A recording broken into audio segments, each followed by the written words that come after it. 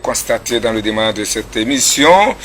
Nous y sommes. Bienvenue à tous et merci pour votre fidélité à ce rendez-vous qui nous plonge dans le monde du savoir.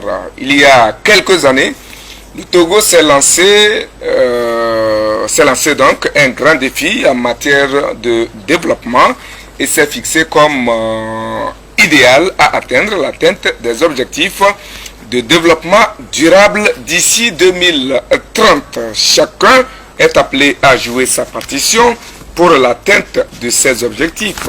Il y a 2 semaines de cela, les universitaires se sont retrouvés autour du ministre de l'Enseignement supérieur et de la Recherche pour réfléchir sur les nouvelles orientations à donner pour une contribution efficace de l'enseignement supérieur dans l'honorification de ces objectifs. C'est autour du thème l'Afrique face aux objectifs du développement durable. Quelle recherche et innovation dans nos universités pour un développement durable, qui fait l'objet donc de notre rendez-vous cette semaine avec comme invité un des éminents conférenciers à ce forum d'échange en la personne de Dr Martin Messi, PDG de WANAM International, expert en orientation académique et professionnelle, qui a accepté venir nous éclairer davantage sur ce thème. Docteur, bonjour et bienvenue. Bonjour, monsieur Eric, et bonjour, chers téléspectateurs. Merci d'avoir accepté notre invitation pour nous éclairer davantage sur ce thème que vous avez vous-même exposé. Alors, la technique est régie, était donc assurée par Folika et puis Déborah Régie. Alors, docteur, quels sont, selon vous, les défis de l'enseignement supérieur en Afrique en matière de développement? Oui, bien sûr, tels que les objectifs de l'ODD le stipulent, les défis majeurs de développement et de l'orientation académique se situent d'abord par, premièrement, l'innovation, deuxièmement, les ressources humaines, ressources financières. La troisième chose, c'est la créativité. Alors ça, ce sont les éléments qui vont tirer vers le haut et qui vont apporter les solutions aujourd'hui dans la quête de ces objectifs. Alors tous ces éléments réunis demandent de l'action, demandent une participation, demandent une implication exogène et endogène. Donc, ce qui fait en sorte qu'aujourd'hui, l'Afrique est appelée à mettre dans le marché des startups, à mettre sur le marché des produits de recherche, à mettre sur le marché des compétences, des ressources humaines, de quoi assurer son développement propre pour un processus de durabilité. Très bien. Alors, un chef d'État africain, notamment Patrice Talon, c'est du Bénin, se plaignait entre-temps de son pays qui serait devenu, si on peut le dire ainsi, un désert de compétences en Afrique. Pourquoi les écoles supérieures en Afrique n'arrivent-elles pas à produire des ressources, surtout humaines? Oui, ça c'est tel que le président, son Excellence Patrick Talon, l'a présenté. Mais je pense que lorsqu'il a parlé de désert de compétences, il a mis l'accent sur l'esprit entrepreneurial qui n'existe plus dans le monde universitaire. Je pense que situer un désert de compétences, c'est-à-dire c'est un manque de créativité, c'est un manque d'innovation. C'est l'angle par lequel la connaissance aujourd'hui est orientée. Aujourd'hui, la première ressource entrepreneuriale, c'est l'université. C'est la première ressource, ce n'est pas de l'argent, c'est l'université. Ce sont des étudiants. Voilà, c'est de là que ressortent aujourd'hui les résultantes qui vont permettre à l'économie d'un pays de prendre de l'envol, qui vont permettre de résoudre des problèmes de chômage, qui vont permettre de mettre en place l'esprit de créativité. Donc, dans ce milieu, nous avons remarqué un frein, nous avons remarqué une absence. L'université aujourd'hui n'est plus un outil producteur, c'est un outil beaucoup plus consommateur. Donc, lorsque l'accent est mis sur la compétence, ça veut dire que tout le monde, à son niveau, doit être contributif. Et sur ce point, le président béninois, tel qu'il a illustré, a voulu juste présenter l'aspect entrepreneurial non existant aujourd'hui dans l'acquisition des compétences. Voilà, les gens dans le monde universitaire, les jeunes, je vous l'ai dit, acquièrent les compétences, mais ne passent pas à la phase pratique. Et ce qui fait que les acquis sont restés vraiment théoriques. Vous voyez? Alors, et c'est le problème aujourd'hui de l'Afrique. Il faut que les jeunes Africains, dans des filières qu'ils choisissent, soient à mesure de créer, soient à mesure d'avoir des bases de données qui permettent à leur pays, à leur structure, d'être compétitifs sur le plan international. C'est ce qui aujourd'hui est la problématique. L'entrepreneuriat universitaire, n'est-ce pas? Les jeunes ne vont pas prendre des cours et juste obtenir les notes. Aujourd'hui, vous prenez des cours, vous allez sur le terrain, vous le transformez en une activité, et de l'activité, vous devenez productif. Je prends un exemple dans quelques pays que je viens de visiter. Ouais. Oui, aujourd'hui, c'est une incitation. À Madrid, c'est une incitation parce que on demande aux étudiants qui sont dans des filières techniques, qui sont dans des filières innovatrices, Oui. c'est eux les premiers incitateurs de développement. Lorsque vous faites de l'ingénierie, vous devez créer, vous devez être en place de développer les applications, vous devez être en mesure d'avoir des programmes qui vont permettre aujourd'hui d'utiliser dans nos SMS, dans nos téléphones. Voilà, c'est dans l'université que la base du développement, n'est-ce pas, se conçoit. Et c'est ce qui fait défaut aujourd'hui.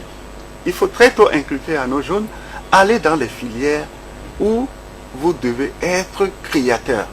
Lorsque vous choisissez des filières, franchement, où il n'y a pas d'issue, ça c'est un problème. Parce que le pays a besoin des individus qui vont relancer le développement qui est exigé. Et si vous n'êtes pas un technicien, un problème peut se poser à ce niveau. Oui, mais docteur, vous dites bien aux jeunes de s'orienter vers les filières techniques et industrielles. Une chose est de vouloir inciter ou conseiller les jeunes à embrasser ça, mais est-ce que ces filières existent et que ce ne sont pas, et que ce sont les jeunes qui ne veulent pas s'en intéresser ou s'y intéresser? Est-ce que les filières dont vous parlez existent dans nos universités? Vous posez une question très très importante. Ouais. Je pense que lorsque nous allons parler de la mise en place de la plateforme filière, ça ressort du décideur et ça ressort aussi des contributeurs. Je pense que c'est une question qui amène beaucoup à réfléchir. Ces filières existent. Ces filières existent et je pense que, comme vous l'avez dit au départ, un problème de l'orientation se pose. Et c'est à ce niveau-là qu'il faut être incitatif, qu'il faut être beaucoup plus, je peux dire, mettre l'accent. Oui. Parce que une orientation est liée à un besoin d'un pays. Une orientation est liée au ce qu'on appelle les primautés d'un pays. Lorsque dans le milieu académique, ces primautés-là ne sont pas transformées en filières, il y a vraiment un problème d'engagement. Voilà. Donc, dans nos universités, je pense que nous avons assez de meilleures filières. Simplement, il faut y structurer l'incitation. C'est-à-dire que ça ne soit pas un objectif à long terme. Il faudra que, j'aime parler avec exemple, lorsque vous embrassez par exemple une filière dans le domaine informatique, alors vous n'allez pas vraiment vous dire vous allez terminer les 6 semestres avant vraiment de vous déclarer. Non. Je pense que à partir du moment où vous êtes au premier semestre, vous vous engagez à porter le titre certificatif qui permet déjà de est-ce que vous allez aller dans le domaine informatique, le développement des applications, du réseau, de la maintenance, de l'ingénierie. Et à ce stade débutant, vous optez pour des certifications graduelles. Et à cela, avant que vous n'arriviez à vos 6 semestres, vous aurez déjà une garantie appellative de votre profil qui vous sera décerné que c'est un expert dans tel domaine, c'est un expert en réseau, c'est un expert en développement des applications, c'est un expert en programmation. Tout cela, il faut le faire. Il ne faudra plus que la structure soit du fait que vous prenez des cours et 6 semestres après, vous composez. Il faut des incitatifs. C'est pourquoi, à travers la structure que je dirige, Wanam International, la structure, l'accent est mis aujourd'hui au nivellement dans la connaissance et dans la compétence. Très tôt, vous optez à vos premières certifications nivellées. À cela, vous progressez et vous avez durement à la fin de tous les niveaux abordés le titre qui vous a accordé. Et vous êtes actif, vous êtes aussi employable. Et je pense que c'est là où aujourd'hui il faut axer notre orientation. L'orientation doit être démarquée une théorie de durabilité où vous allez apprendre au départ, passer de plusieurs mois jusqu'à plusieurs semestres et avoir un diplôme alors que vous n'êtes pas producteur, vous n'êtes pas créateur, vous n'êtes pas... Alors, qu'est-ce qu'on peut faire? Ça, c'est une contribution. Et Wanam le fait très bien. Lorsque vous commencez un cycle, dans ce cycle, vous portez le nom, je peux dire, ressources humaines. Et dans la branche ressources humaines, il y a les nivellements de certification. Vous optez pour un associé, vous évoluez, vous optez pour un intermédiaire, vous évoluez, vous optez sur un professionnel. Grades, ça, oui. Effectivement. Et à la fin, vous devenez expert. Et pendant cette évolution, vous êtes en train d'acquérir le mécanisme pratique des RH dans le monde du travail. C'est plus pointu, c'est plus constructif, c'est plus mieux orienté, n'est-ce pas? Que de dire, oui, je suis à tel niveau, c'est à ma 6e semestre qu'on va me donner un diplôme. Et durant ce temps-là, est-ce que sur le plan pratique, vous avez fait valoir, voilà aujourd'hui une illustration de ce dont nous devons nous axer. Un problème de l'orientation qui va s'arrimer par une évaluation des compétences très tôt. Et lorsque cela est fait, le produit fini est excellent. Dans les autres pays où nous avons visité, je sors d'Abuja, mais j'ai vu des étudiants qui fabriquent les drones. Ces étudiants ne sont pas les étudiants de 4e année, c'est des étudiants de 1re année. Mais la conception des drones, la conception d'autres choses, n'est-ce pas, contribue à mettre sur le marché des produits mais qui sont utilisables. Oui, docteur, lorsque vous parlez d'orientation, on sait qu'il y a 2 types d'orientation. Il y a d'abord l'orientation académique et puis l'orientation professionnelle. Et vous êtes expert en la matière. Dites-nous, y a-t-il un rapport entre, un rapport d'implication entre l'orientation académique et l'orientation professionnelle? Ben effectivement, parce que l'orientation professionnelle, c'est la résultante de l'orientation académique. Lorsque vous êtes dans le monde académique, vous êtes appelé à apprendre le métier, n'est-ce pas? Et c'est ce métier qui fera de vous le professionnel. Donc, il y a un rapport consécutif. Oui, vous passez par l'apprentissage qui est académique et de cet apprentissage, vous acquérez, vous développez des compétences que sur le plan professionnel, vous allez mettre en pratique. Donc, cette linéarité est aussi à observer dans le monde aujourd'hui académique, parce que très tôt, il faut identifier les jeunes. Lorsque les jeunes sont dans des métiers, qu'ils sachent que filière métier ils seront appelés à exercer. Et c'est ce dont ils ont appris qui vont dérouler lorsqu'une opportunité leur sera donnée et même innover. Et je pense que sur ce point-là, votre question est... C'est alors une question de théorie et de pratique. Sans la théorie, la pratique ne servirait à rien et serait aveugle. Et sans la pratique, la théorie ne servirait à rien. Docteur, vous l'avez bien relevé, les filières techniques, industrielles et autres. Mais lorsque vous observez un peu dans nos universités africaines, vous vous rendez compte que la plupart de ces filières ne se trouvent que dans les universités privées ou du moins dans les enseignements supérieurs privés. Alors que pour y aller, il faut vraiment des moyens, il faut des sous. Alors comment faire pour que ces jeunes qui vous écoutent, qui vous suivent et qui vraiment voudraient s'orienter vers ces filières-là, comment faire, puisqu'elles ne se retrouvent pour la plupart que dans les universités privées. Oui, Eric, vous l'avez évoqué. Vous savez, les ODD, les objectifs du millénaire pour le développement, sont assez clairs et précis. Ça, ce sont des principes qui ont été mis en place. Mais à travers ces principes, chacun doit tirer usage de ce qui peut lui être important selon les pays. Oui. Je pense que dans nos pays, pratiquement, le problème qui ne se pose pas, parce que ça ne se pose pas, Oui. c'est la disponibilité de la ressource humaine, n'est-ce pas? Les qualifications sont là.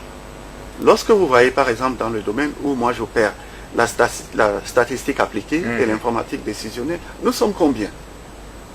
Lorsque nous allons en Afrique, nous sommes combien? Nous ne sommes pas beaucoup. Pourquoi? Parce qu'il y a à peu près, voilà un domaine où effectivement la créativité, l'entrepreneurial est, je peux dire, est premium. Hein?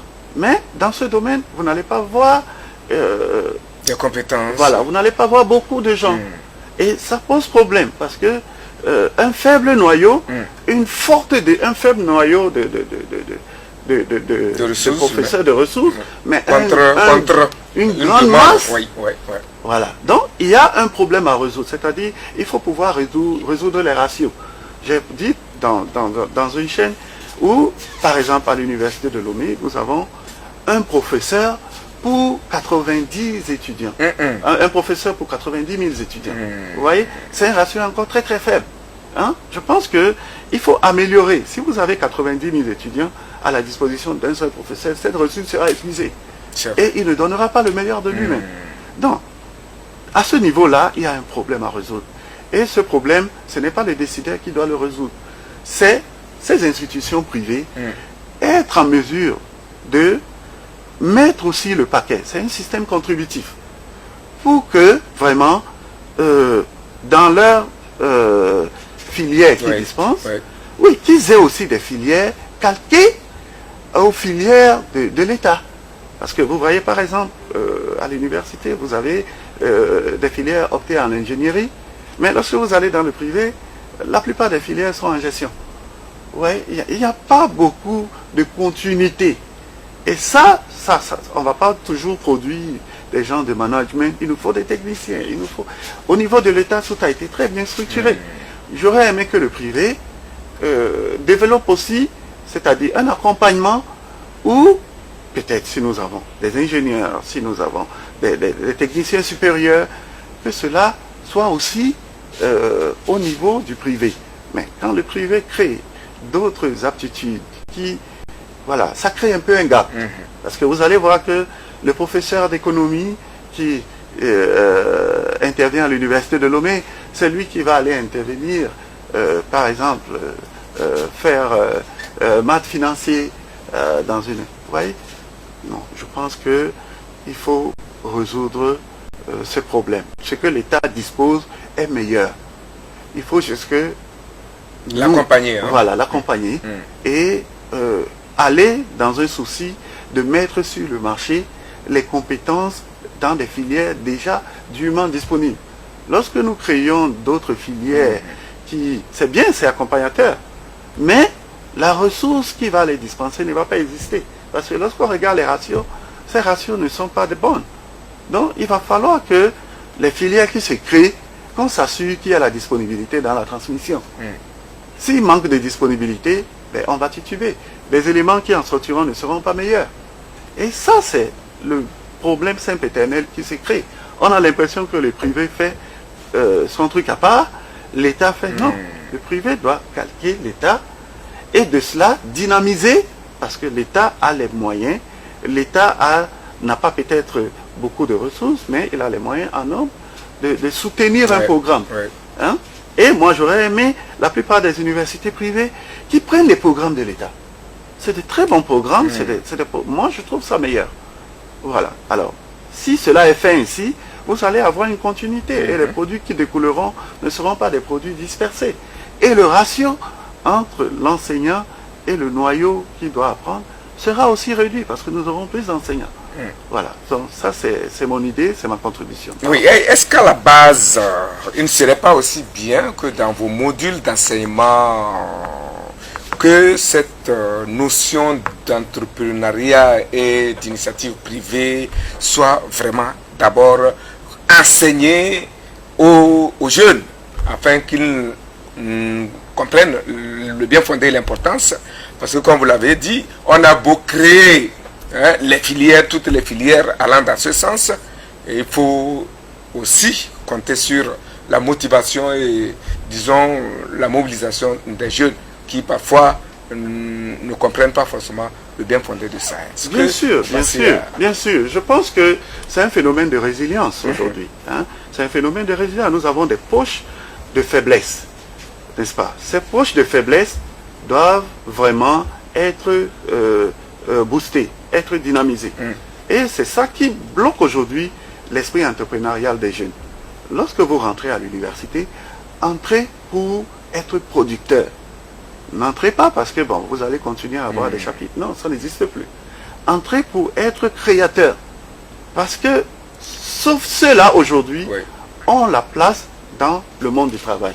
Il y a un détour. Lorsque vous vous certifiez, la certification vous donne déjà les garanties de ce que vous allez devenir, ou bien de ce que vous allez être. Et moi, je pense que ce mécanisme est aussi indispensable et très accompagnant. Il faudra que très tôt, les jeunes, ou bien la population, mise sur les compétences et l'effectivité des formations. Parce que lorsque vous faites un domaine comme banque, je prends juste un exemple, et que le module même n'est pas un module de cas pratique. N'est pas un module de cas pratique.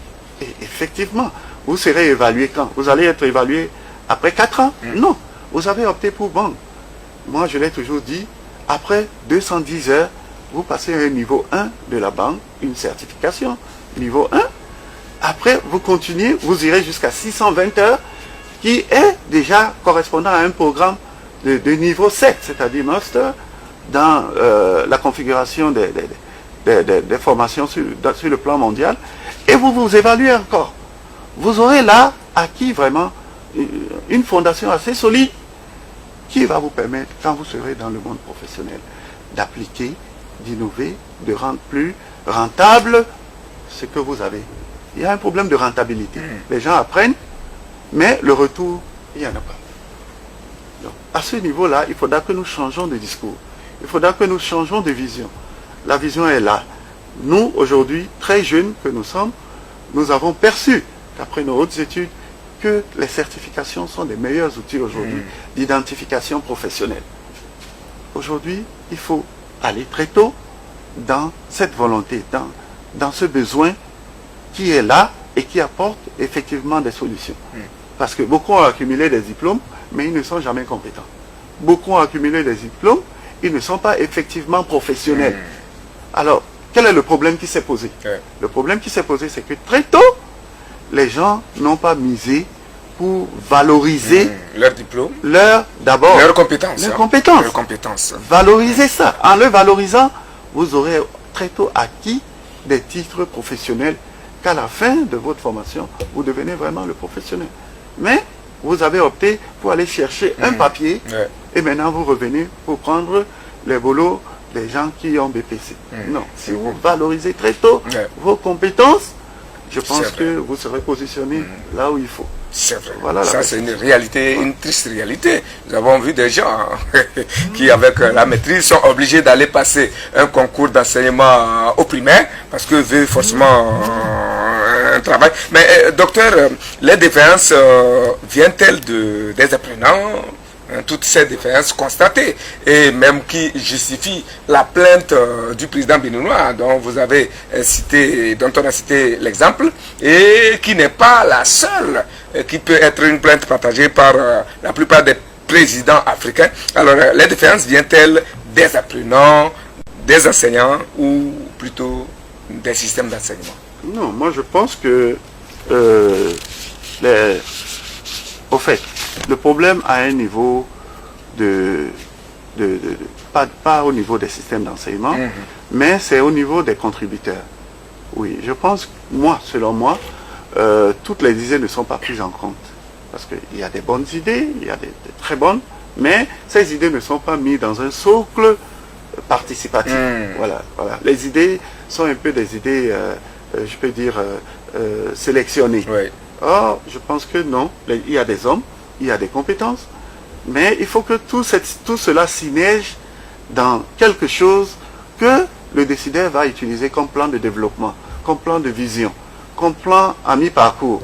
Si cela n'est pas fait, on a un problème d'applicabilité. Vous voyez, les enfants qui sont dans les universités, c'est difficile qu'au début d'une année, qu'on les présente vraiment l'innovation apportée dans un programme.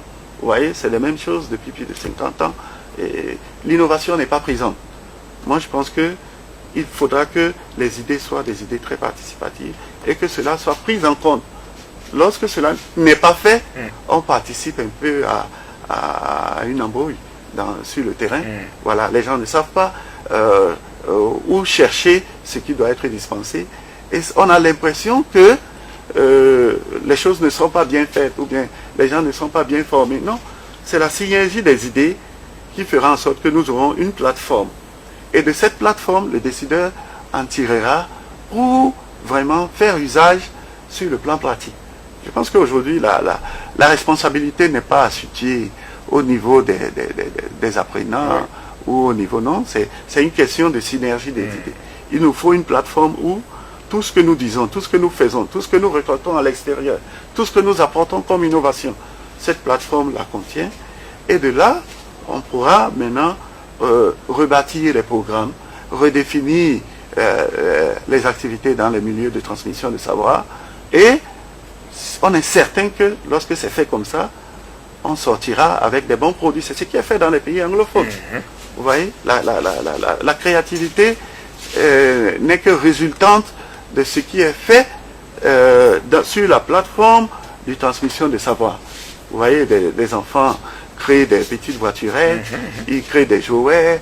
Oui, c'est parce que dans le milieu de savoir, il y a, dans la plateforme, il y a ces activités qui sont incluses.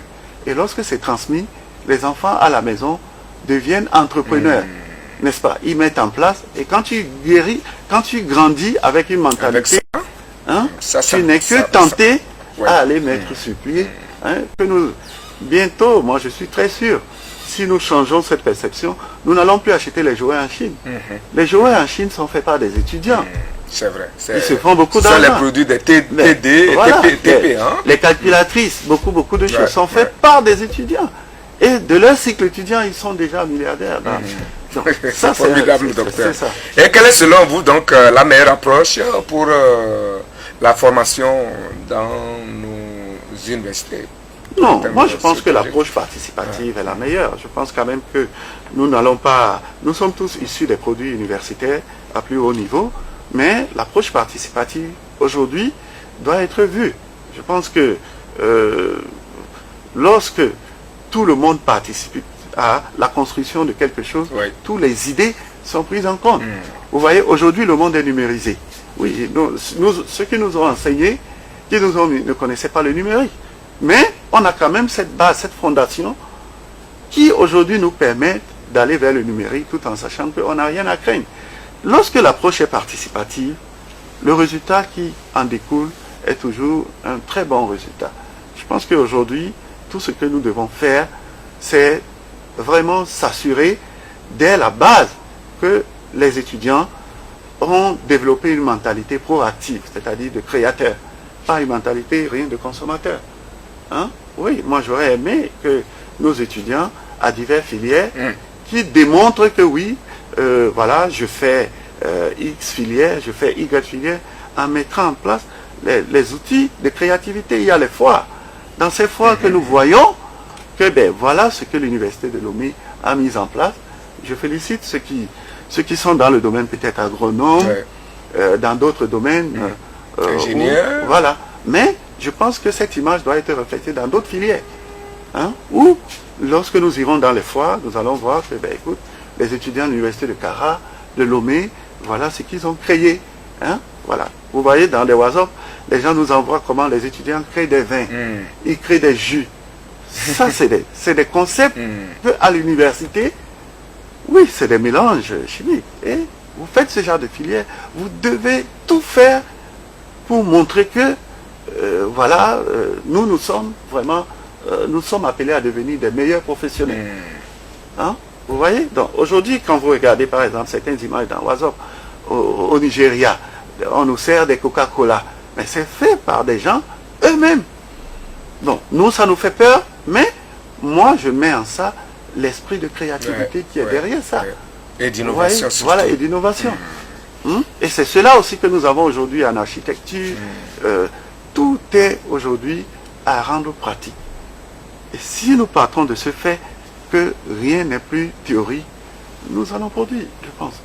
Merci, j'espère que tout le monde universitaire et même scolaire, pourquoi pas tout Togolais, nous suit, tout Africain nous suit, parce que ce thème est panafricain, si je peux le dire ainsi, et nous avons sur ce plateau quelqu'un qui s'y connaît en la matière, qui a fait ses preuves à plusieurs niveaux dans le domaine d'orientation et de formation professionnelle.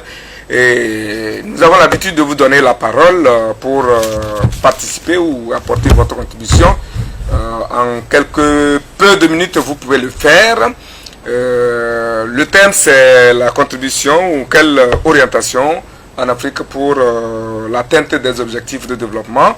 Et le docteur a déjà déblayé le terrain.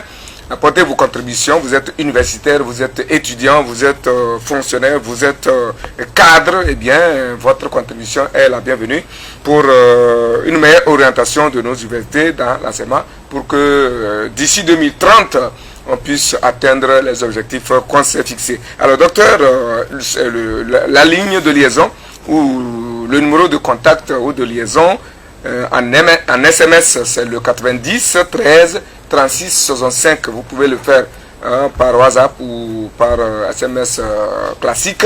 90 13 36 65. 90 13 36 65. Vous apportez vos éléments, votre contribution. En attendant, docteur, le CAMES, la démarche qualité, dont on a toujours parlé, les normes ISO, que les gens, que certaines écoles supérieures n'hésitent pas à brandir, suffisent-ils pour réformer l'enseignement supérieur en Afrique? Bon, vous savez, lorsque vous parlez de certains thèmes, c'est des thèmes aujourd'hui des thèmes d'engagement, des thèmes de démonstration de compétences et de savoir. Je dirige un programme aujourd'hui qui est axé sur 900 programmes de certification professionnelle et académique. À l'intérieur de ces programmes, nous avons les 3 niveaux d'ISO. Donc, c'est des ceintures, ça c'est notre langage technique, où il faudra passer pour. Parce que lorsque vous optez pour une ceinture, ça peut être bleu, ça peut être jaune, ça peut être rouge, voilà, verte. Voilà, donc ça appelle un certain niveau d'engagement, un certain niveau de compétence, un certain niveau de savoir.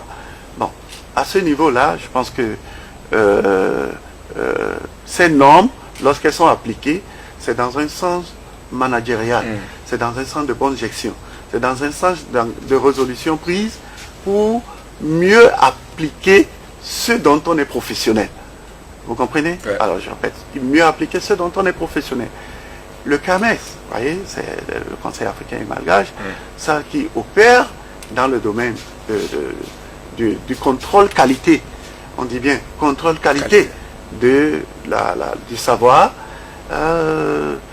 Est juste là, cet organe, pour voir si est-ce que vos contenus et les contenants répondent aux besoins. Vous comprenez? Donc, on ne veut pas trop stigmatiser dans cet aspect, parce que moi, j'aurais aimé que le débat CAMES soit un autre débat, parce que on a tendance à afficher une appellation, ouais, une étiquette, voilà, une étiquette, mais dont les fonctions sont connues. Alors, lorsque vous affichez cette étiquette, il faudra voir si vous êtes engagé dans la professionnalisation de ce que vous faites, et c'est à vérifier. Vous voyez? Et je laisse libre cours à ceux qui savent ce que c'est de réfléchir là-dessus. Alors, les normes ISO, comme on l'a dit, c'est des engagements de bonne gestion, de meilleures pratiques. C'est un genre de vous jurez que voilà, vous allez appliquer de la rigueur, de la compétence dans ce que vous faites professionnellement. Mais cela exige à ce que vous soyez mondialement identifiable, c'est-à-dire certifié. Vous voyez, voilà, si vous dites, voilà, on est ISO 2007, mais il faut une certification derrière. Hein? Ce n'est que ça qui peut vous donner la dénomination, si vous êtes bleu, si vous êtes jaune, si vous êtes rouge, si vous êtes or, tout cela est technique. Et je pense que nous allons mieux aborder ça dans un autre thème. Une avant-dernière question, nos États ont-ils les moyens nécessaires, au vu aussi de tout ce que vous venez de dire, et qui vraiment est génial et idéal, les États, nos États, ont-ils vraiment les moyens nécessaires pour financer un enseignement de qualité tel que décrit et tel que voulu par le Conseil malgache, le CAMES? Oui, moi je pense que, on l'a dit au départ, lorsque nos universités sont des universités participatives, créatrices et innovatrices, le problème du support de l'enseignement ne va pas se poser. Vous voyez, il y a un gap. Au-dessus, on a l'État qui verse un budget, mais il faut que le budget soit productif. N'est-ce pas? Alors, si ce budget est consommé et ça ne produit pas, mais vous ne voyez pas que ce mécanisme-là, c'est un mécanisme ruinant. Donc, moi, je ne peux pas poser le problème sur le sens que l'État n'a pas de moyens. Si on vous donne 1000 francs et que vous le transformez en 1500, moi, je pense que vous allez avancer. Mais si on vous donne 1000 francs et que l'année prochaine, on vous demande de faire le bilan, vous trouvez que vous avez 1000 francs moins 500 francs.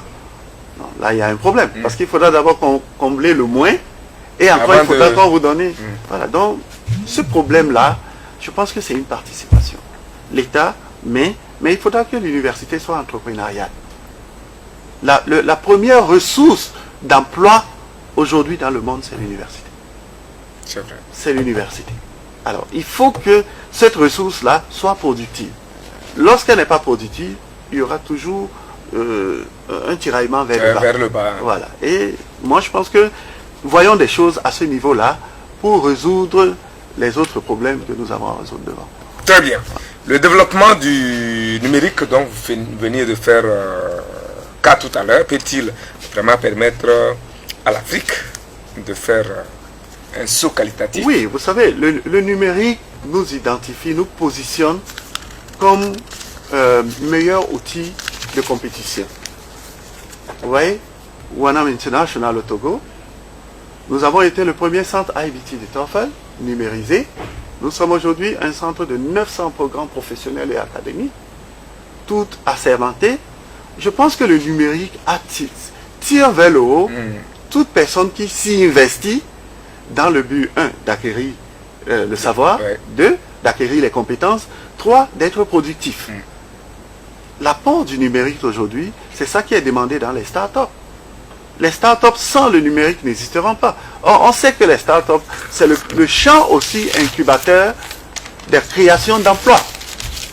Vous voyez, le numérique est une solution évidente, indispensable et suffisante pour que la créativité, la transformation soit compétitive et vue dans le monde entier. Wanam International, ce n'est plus une affaire de Togo. C'est chaque semaine, chaque mois, les déplacements pour essayer d'être compétitif, de montrer le faire savoir et le faire valoir. On s'assoit avec les meilleurs du monde. Vous voyez, il n'y a pas de complexe à ce niveau. Parce que le numérique a permis à ce que il y a interchange du savoir. Et à ce niveau, celui qui est en Malaisie, qui développe le système d'opérationnalité que moi je fais au Togo, nous nous rencontrons à Madrid et nous voyons, mais écoute, toi, comment tu développes, moi, voilà comment je fais. Et là, j'ai appris, je viens, je lance, mais ceux qui viennent pour mes programmes ont une facilité de prestation, ça crée la plus-value. Et aujourd'hui, lorsque vous regardez certains programmes, je donne un exemple, le Project Management Institute, qui est un programme de gestion, n'était pas fait au Togo. Oui, l'institut qui dirige le Project Management Institute, c'est Wanam. Aujourd'hui, vous n'avez plus besoin d'aller au Ghana, en Côte d'Ivoire. Non, c'est au Togo.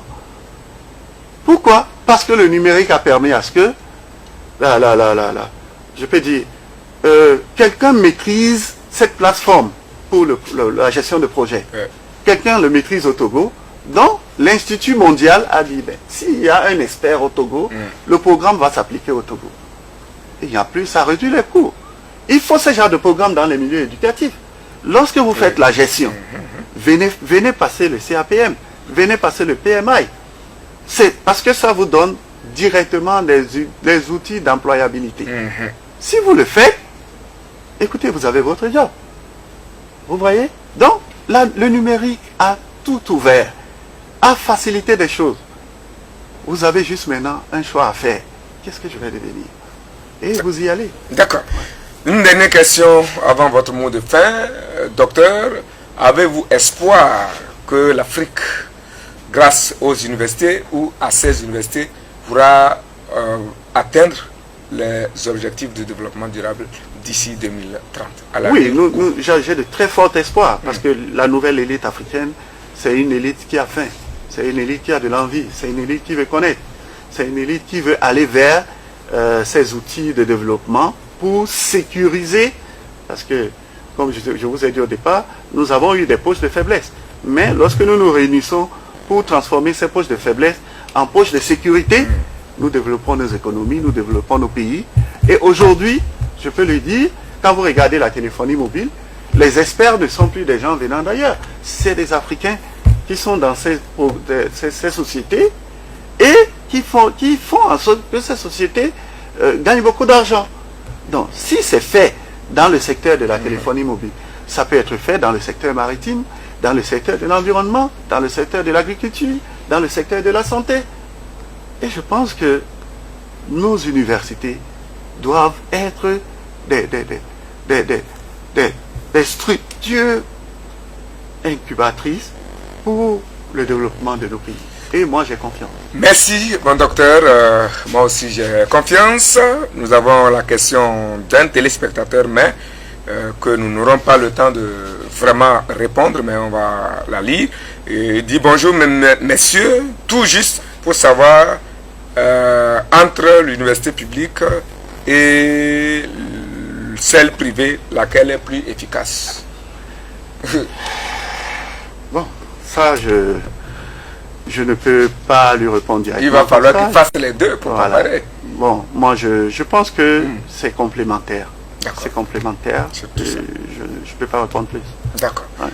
Maintenant, votre mot de fin. Nous avons parlé de l'Afrique face aux objectifs du développement durable et surtout quelle recherche et innovation dans nos universités pour la tête des objectifs d'ici 2030. Oui, je sais qu'il y a beaucoup à faire. Je sais qu'il y a beaucoup à faire. Je sais aussi que nous avons cette possibilité de déterminer nos poches de faiblesse, mais il est urgent souvent être participatif, c'est-à-dire apporter dans le débat en cours, apporter dans les problèmes qui courent, des solutions qui peuvent être utilisables, n'est-ce pas? Lorsque nous faisons cette émission, c'est dans le but d'apporter du savoir, de la connaissance. Si cela peut être contributeur, servir à... je pense que nous aurons fait quelque chose. Et cet esprit-là doit être premium, doit être la priorité de toute structure qui dispense du savoir, de toute structure qui dispense de la connaissance, de toute structure qui a pour but de créer de la compétence. Elle doit seulement se positionner comme structure contributrice. Très bien. Et cela va permettre de répondre aux objectifs de développement. Merci docteur, surtout pour votre disponibilité, pour votre sens de partage et pour votre humilité intellectuelle socratique. À chaque fois, vous nous avez toujours donné quelque chose et j'espère que nos téléspectateurs, s'ils suivent ce que notre invité de temps en temps vient partager avec nous, et ça pourra nous servir. Et aujourd'hui, nous avons parlé de la contribution des universités africaines, bien sûr, pour l'atteinte des objectifs de développement durable d'ici 2030. La balle est dans le camp de tout le monde maintenant, pas seulement les universitaires, eux ils font déjà leur boulot, c'est dans le camp de tous, il a dit, il faut une contribution, une ouverture et surtout un sens de partage et de collaboration franche pour pouvoir atteindre ces objectifs. C'est sur cette note de remerciement que je tiens à fermer les portes de cette émission pour aujourd'hui. Merci une fois encore. Vous direz un coucou spécial à votre collaborateur, mon ami Jean, à qui vous direz bien de choses de ma part. Merci à Folie Kani, merci à Pekensi Deborah et merci à tous ceux qui se sont mobilisés autour de cette émission. Portez-vous bien. À très prochainement.